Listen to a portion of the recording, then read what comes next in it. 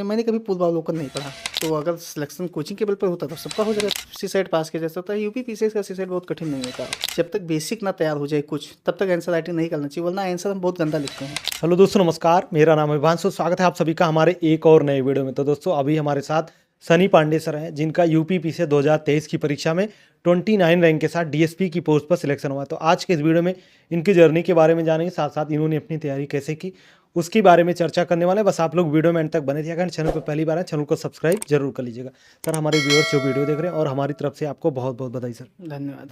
Sir, हम जानना चाहेंगे आपका एजुकेशनल बैकग्राउंड क्या रहा, क्या पढ़ाई आपकी अब तक की रही है? मैं उत्तर प्रदेश के बलरामपुर का निवासी हूँ। तो वहीं से मैंने प्रारंभिक शिक्षा अपनी और इंटर तक, उसके बाद वहीं के एमएल की पीजी कॉलेज से मैंने ग्रेजुएशन बीएससी बायो में किया है।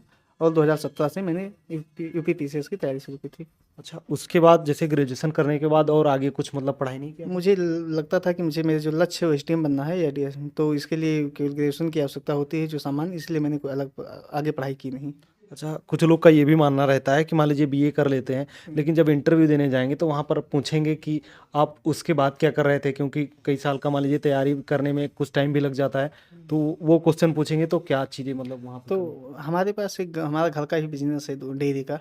तो हमारी एक तैयारी थी कि हम बता देंगे कि मैं डेयरी चला रहा था और साथ में पढ़ाई कर रहा था। तो मेरा इंटरव्यू जो चला वो पहले डेयरी पे ही चल रहा था। क्योंकि वो जैसे हम गए, कल्पना सर का मेरा बोर्ड था, उन्होंने सर ने पूछा कि अभी क्या कर रहे हैं, तो मैंने कहा पढ़ाई के साथ पढ़ाई करने के साथ साथ डेयरी चला रहा हूँ। तो मेरा पूरा इंटरव्यू ऑलमोस्ट 25 मिनट उसी पे चला। उसके बाद हम जानना चाहेंगे, जैसे पीसीएस की जब आपने तैयारी स्टार्ट की थी तो मतलब घर से आप इलाहाबाद सीधे आगे तैयारी करने के लिए, या फिर और घर पे रहते हुए कुछ जानकारी या कुछ और सोर्स आपने इकट्ठा किया था? उस समय तक मेरे पास कोई बहुत जानकारी थी नहीं, बस ये एक लक्ष्य था कि ये तैयारी करनी है, इसलिए हम एक दोस्त के साथ आ गए थे प्रयागराज। दोस्तों, पीडब्ल्यू का सबसे बड़ा फेस्टिवल दिवस आ गया है, जिसका आप सभी लोग बेसब्री से इंतजार कर रहे थे।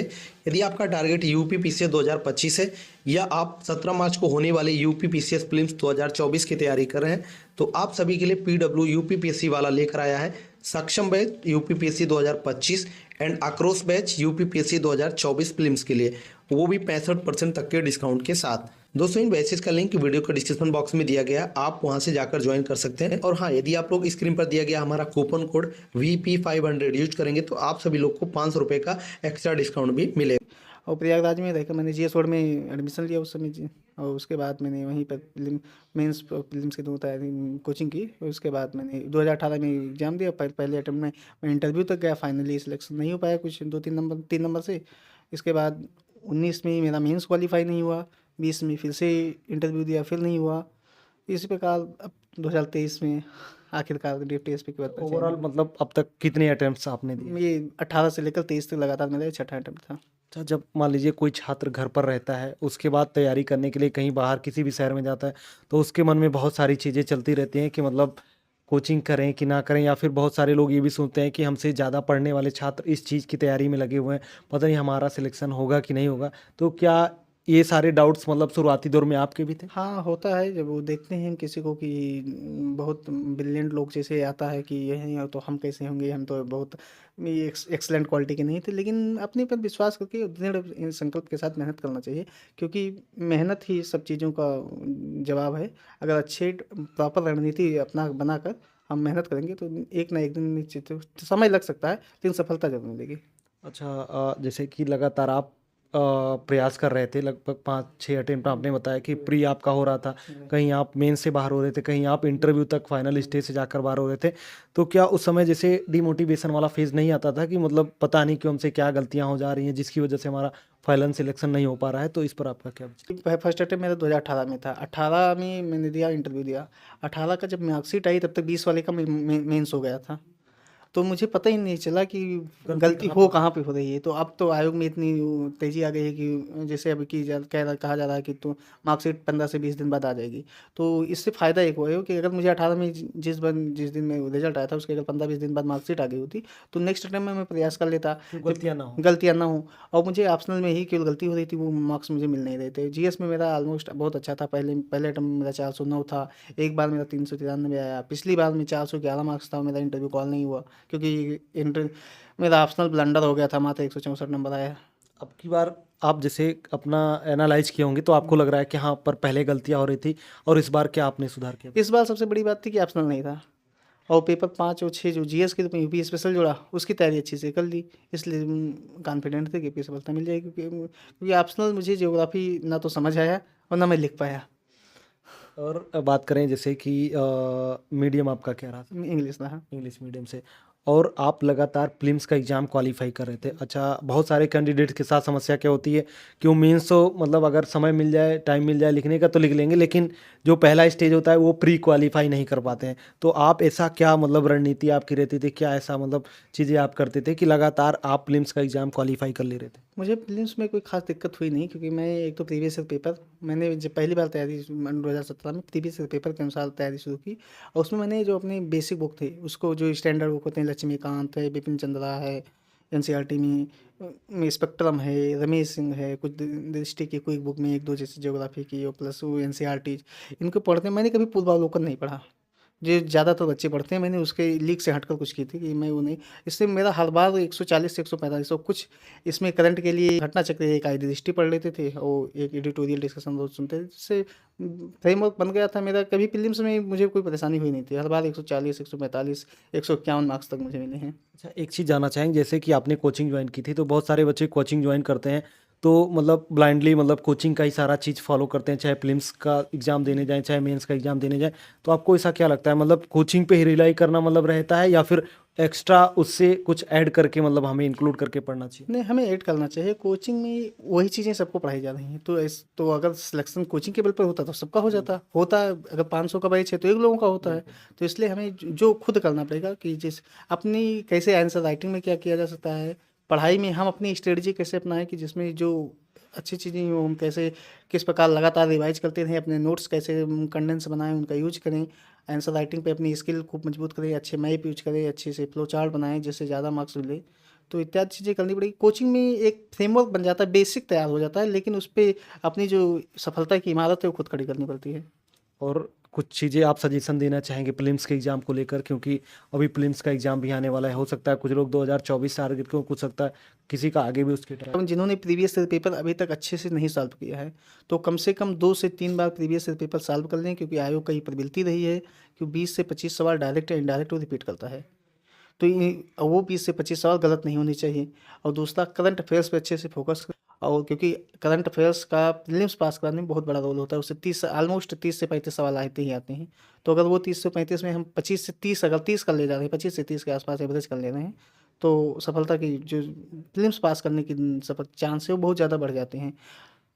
और इसमें भी जैसे जब प्री का एग्ज़ाम देते हैं इसमें भी कुछ यूपी स्पेशल से रिलेटेड चीज़ें पूछी जाती हैं, तो उसके लिए आपने कैसे तैयारी की? उसमें घटना चक्र का एक और फैक्ट या तथ्यसाल नाम से बुक आता है, वही पढ़ा था। मेंस के लिए तो दूसरी चीज़, लेकिन प्रीलिम्स के लिए केवल वही घटना चक्र तथ्यसाल। और बाकी सीसेट का जो होता है उसके लिए क्या चीज़ें की थी आप? सी सेट में सामान्यतः 5 चीज़ें पूछी जाती हैं, जिसमें जनरल हिंदी है, जनरल इंग्लिश है, और मैथ है, रीजनिंग है, और कम्युनिकेशन वाला है।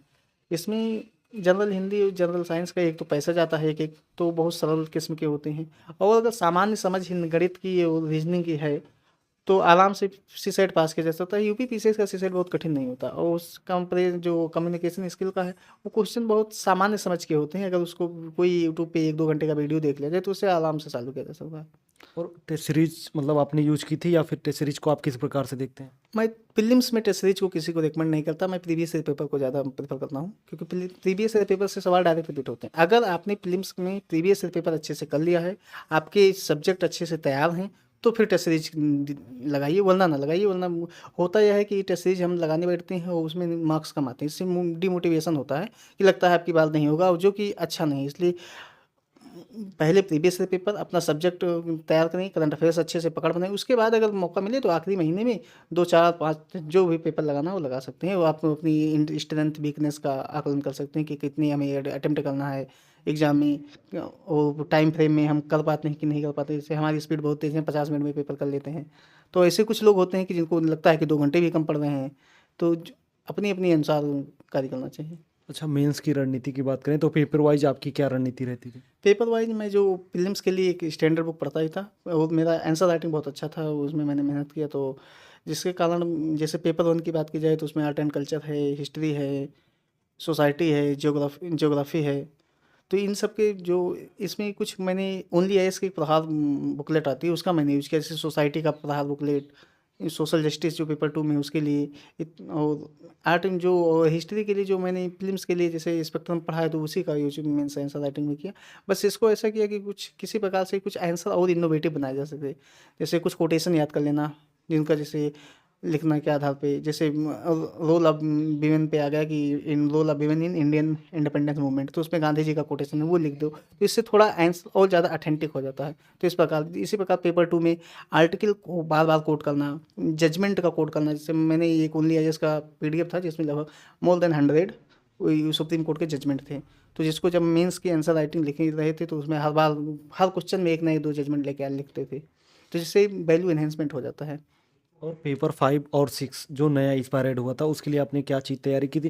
जैसे आप बता भी रहे थे कि आपका इसके पहले जितने अटेम्प्ट दे रहे थे इंटरव्यू तक आप जा रहे थे और ऑप्शनल की वजह से नहीं हो पा रहा था, इस बार ऑप्शनल हटा और ये आपका 5 और 6 पेपर ऐड हुआ, तो ये अच्छा हुआ आपके लिए। तो उसके लिए आपने क्या इस बार किया था? पेपर 5 और 6 सबके लिए नया था सर, मार्च में शायद इसका सिलेबस भी आया तो नया तो था, लेकिन इसमें मैंने टेस्ट वर्ड का एक मैगजीन आई थी जो पेपर 5 प्रश्नोत्तर रूप में था, लेकिन उसमें जो मैप और फ्लोचार्ट डायग्राम जो यूज हुए तो बहुत अच्छे थे, उसका मैंने अच्छे से उपयोग किया, पढ़ने में बहुत अच्छा था, मतलब उसने पूरे सिलेबस को लगभग 100 से 150 क्वेश्चन के बीच में समाहित कर लिया था, तो उससे क्या घटना चक्र की बुक भी उसने मैंने उसको उसी में इंटीग्रेट किया कि कैसे इसका कुछ उसमें डाटाज हैं जो अच्छे से यूज किए जा सकते हैं, जिससे मेरा 5 और 6 पेपर अच्छा गया। अच्छा, एसए और हिंदी जो कि मतलब लोग कहते हैं कि यूपी बीसीएस के लिए काफ़ी अच्छा होता है यहाँ पर स्कोर करना, तो उसके लिए आपने कैसे तैयारी, क्या रणनीति आपकी रही थी? एससी और हिंदी के लिए हम पूर्णतः doctor C L Tripathi sir के नेतृत्व में जो प्रज्ञा प्रवाह चैनल है, यूट्यूब चैनल, टेलीग्राम, उसी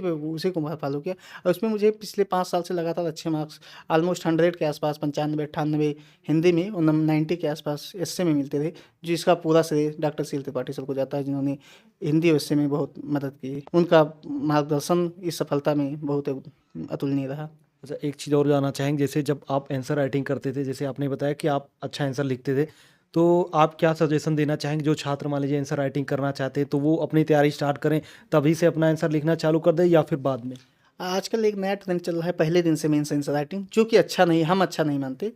एक जब तक बेसिक ना तैयार हो जाए कुछ, तब तक आंसर राइटिंग नहीं करना चाहिए, वरना आंसर हम बहुत गंदा लिखते हैं और उससे हमारा कॉन्फिडेंस बहुत लो होता है, क्योंकि आंसर एक टॉपिक होता है लेकिन हमें उसमें इंटीग्रेट करना होता है। कहीं कोई आंसर लिख रहे हैं हमें उसमें एसडीजी लिखना होता है, या कोई जैसे हम सोसाइटी का ही आंसर लिख रहे हैं, अगर केवल हम सोसाइटी पढ़ें तो हम केवल सोसाइटी का पार्ट लिखेंगे, लेकिन अगर हमने इकोनॉमी में पढ़ा है तो उसका रोल लिख सकते हैं। अगर पॉलिटी भी पढ़ चुके हैं तो उस पॉलिटी को कोई वो सोसाइटी में कौन सा आर्टिकल है या कौन सा ऐसा कानून है जो उसमें यूज करता है, तो इसमें हम आंसर जो लिखते हैं वो मल्टी डायमेंशन लिखते हैं। तो इसलिए जब एक बेसिक तैयार हो जाए तब आंसर राइटिंग करना चाहिए, और आंसर राइटिंग निरंतर करना चाहिए, क्योंकि ये एक कला है जो कि निरंतर अभ्यास से ही विकसित होती है। कुछ सजेशन आप देना चाहेंगे, आंसर राइटिंग करें, मान लीजिए पढ़ लिया सारा चीज़, उसके बाद करना स्टार्ट करते हैं, तो क्या क्या चीज़ें ध्यान रखनी चाहिए, क्या क्या चीज़ें अपने आंसर में इंक्लूड करना चाहिए? आंसर को हमें मल्टी डायमेंशनल बनाना चाहिए, एक ना ये ऐसा ना हो कि एक ही प्रकार के आंसर लिखना चाहिए, और कुछ चीज़ें फॉर्डर मटेरियल हमें जरूर यूज करना चाहिए। जैसे सुप्रीम कोर्ट, अगर पेपर 2 का लिख रहे हैं तो सुप्रीम कोर्ट का जजमेंट और आर्टिकल जरूर हमें कोट करना चाहिए जहाँ मौका मिले।